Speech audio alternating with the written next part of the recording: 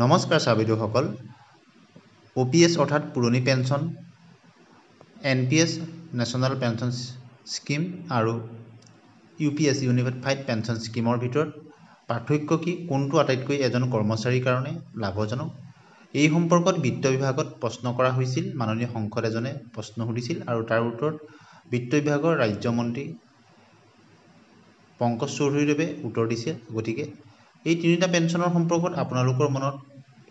অহা সকলোখিনি প্ৰশ্নৰ উত্তৰ দিয়াত পাব আৰু বিত্ত বিভাগৰ পৰা জনোৱা হৈছিল আৰু শ্ৰী পৰিমল নথবনিয়ে 1 এপ্ৰিল তাৰিখত প্ৰশ্নটো সুধিছিলে আৰু মঙ্গলবাৰে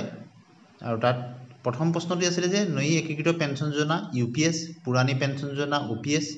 ৰাষ্ট্ৰীয় পেঞ্চন যোজনা NPS किस प्रकार भिन्न है केने धरणे तिनिटार মাজত পাৰ্থক্য আছে তৎসম্বন্ধী দৌৰা क्या है সুধিছে और 2 नंबर प्रश्न होते उन राज्य सरकारों को दौरा क्या है जिसने अपने कर्मचारियों के राज्य में इसे लागू करेंगे अर्थात UPS जिসকল राज्यत তেওঁলোকে কাৰ্যকৰী কৰিব তাৰ ক্ষেত্ৰত কেন্দ্ৰীয় চৰকাৰে বিশেষ কিবা সুবিধা দিব নেকি খ নম্বৰ প্ৰশ্নটো সোধা হৈছিল প্ৰথমটোৰ পাৰ্থক্যটো সোধা হৈছিল ঠিক তেনেদৰে তিনিটা প্ৰশ্ন গুৰুত্বপূৰ্ণ প্ৰশ্ন সোধা হৈছে কেন্দ্ৰীয় চৰকাৰে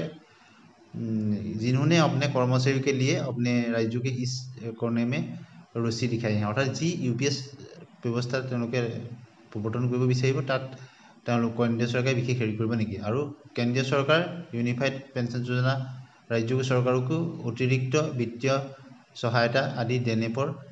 সুচৰ হে क्या অৰ্থাৎ যিসকলে UPS পেঞ্চন স্কিম বাছি ল'ব তেওঁলোকক অতিৰিক্তভাৱে সুবিধা প্ৰদান কৰিব নেকি এই তিনিটা প্ৰশ্নৰ উত্তৰ আহিলে বিত্ত বিভাগৰ ৰাজ্য মন্ত্ৰী শ্ৰী পংকজ চৌধুৰী দিছে যে চৰকাৰৰ দ্বাৰা ৰাষ্ট্ৰীয় পেঞ্চন প্ৰণালী सरकारों द्वारा राष्ट्रीय पेंशन प्रणाली अर्थात NPS के अंतर्गत आने वाले केंद्रीय सरकार के कर्मचारियों को केंद्रीय सरकार कर्मचारी सेवानिवृत्ति के पश्चात सुनिश्चित मासिक पे आउट उपलब्ध कराने के लिए अवसर पिछत सुनिश्चित पे आउट अर्थात सुनिश्चित टका पे आउट कैसे पेंशन पा ना पावर कारण NPS के अंतर्गत विकल्प के रूप में एकीकृत पेंशन योजना UPS अर्थात NPS विकल्प हिसाब से UPS पेंशन लब पार हिसाब से लबर 24 জানুৱাৰী 2025 এখন অধিসূচনা জাৰি কৰা হৈছিল বুলি কৈছে আৰু কৈছে যে UPS সুনিশ্চিত লাভ वाली निर्धारित अंशदानी योजना है UPS হল সুনিশ্চিত এটা লাভ पे आउट বা पेंशन लाभ কৰা এটা योजना कर्मचारियों को सुनिश्चित पे आउट के लिए लागू अंशदान कर्मचारियों दोनों की ओर से यात कर्मचारी और सरकार दुई फाলৰ পৰা ইয়াত अंशदान থাকিব कि नियमित और समय पर संयन निवेश पर निर्भर करती है दुईटा पक्षर समयोचित निवेशर ऊपर निर्धारित पेंशन निर्भर करिब पुरानी पेंशन योजना सुनिश्चित लाभ वाली है पुरानी पेंशन योजना सुनिश्चित लाभर क्षेत्र आछे और अंशदान योजना है जो पूर्ण रूप से सरकार द्वारा विकसित है अर्थात जी कोनो कर्मचारीजনৰ जरि नाথাকে केवल सरकारे अंशदान करे यह केंद्र सरकार के उन कर्मचारियों को लागू है जिसके दिनांक 31/12/2003 और उसके पहले सेवा शामिल हुए हैं যিসকল 31/12/2003 আগতে তেওঁলোক চাকৰিত অংশগ্ৰহণ কৰিছিল তেওঁলোকৰ কাৰণে পুৰণি পেঞ্চন ব্যৱস্থাৰ সুবিধা আছে বুলি কৈছে ৰাষ্ট্ৰীয় পেঞ্চন প্ৰণালী NPS सेवानिवृत्ति के पश्चात लाखों के लिए बाजार संबंध प्रतिलाभ के साथ एक सुनिश्चित अंशदान आधारित योजना है NPS अर्थात कर्मचारीजনৰ सुनिश्चित योजना किन्तु बजाৰৰ ওপৰত নিৰ্ভৰশীল হৈছে ইয় वालू अतिरिक्त दिनांक 1/1/2004 के बाद सेवा में शामिल होने वाले केंद्रीय कर्मचारियों के लागू है 1/1/2004 पिछर कर्मचारी क्षेत्र NPS আছে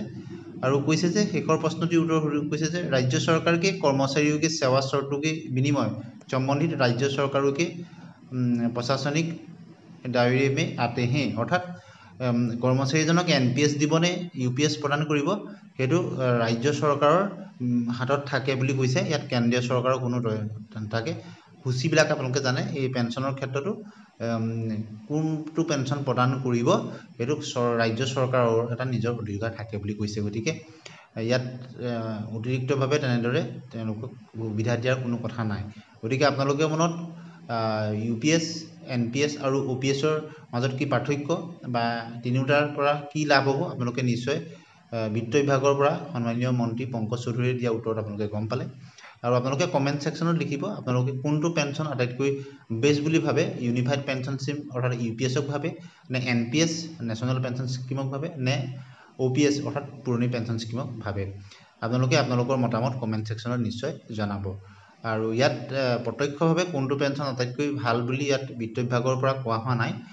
কোনটো পেঞ্চনৰ কি বিশেষত্ব সেই বিষয়ে কোৱা হৈছে আৰু কোনসকল কৰ্মচাৰীয়ে কোনটো পেঞ্চন লাভ কৰিব সেই বিষয়ে ইয়াত অৱগত হৈছে। ভিডিঅ'টি শেষলৈকে চোৱাৰ কাৰণে ধন্যবাদ।